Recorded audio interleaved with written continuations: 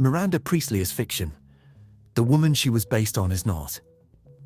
Anna Wintour became editor-in-chief of American Vogue in 1988. At the time, the magazine was losing relevance.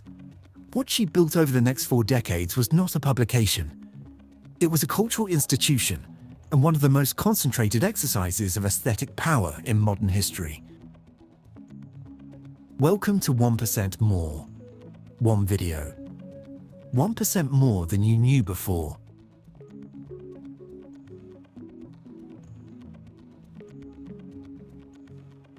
Her first cover broke an immediate rule. Instead of a studio portrait of a model, she shot a teenager in a $10,000 Christian Lacroix jacket paired with blue jeans on the street in movement. The image signaled, before a single article was read, that something had changed. Over the following years, Wintour made a series of decisions that redefined the relationship between fashion and culture. She put non-models on the cover, actors, musicians, athletes, politicians, at a time when that was considered a commercial risk. She was among the first major editors to insist that fashion was not separate from politics, race, or social change. She used the cover of Vogue as a platform for cultural statements, not just aesthetic ones. The Met Gala is perhaps the clearest measure of her cultural reach. The fundraising event for the Metropolitan Museum's Costume Institute had existed since 1948.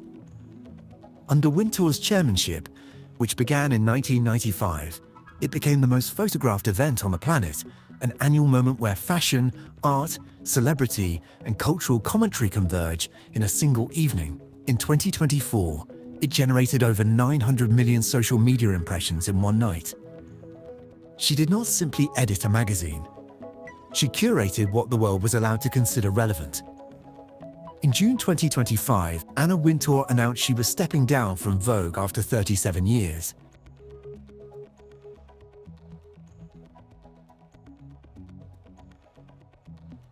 For most of the 20th century, a small number of editors, curators, and institutions decided what was beautiful, relevant, and desirable. Their power came from scarcity. There were only so many magazine covers, only so many shows, only so many column inches. The internet dissolved that scarcity.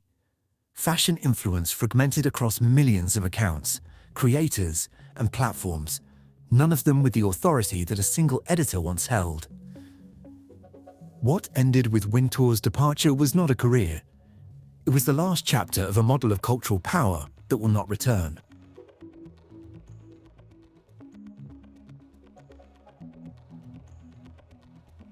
The Devil Wears Prada gave Miranda Priestly a fictional ending.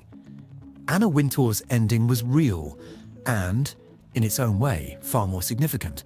She did not lose power to a rival. She lost it to the internet. And so did everyone like her.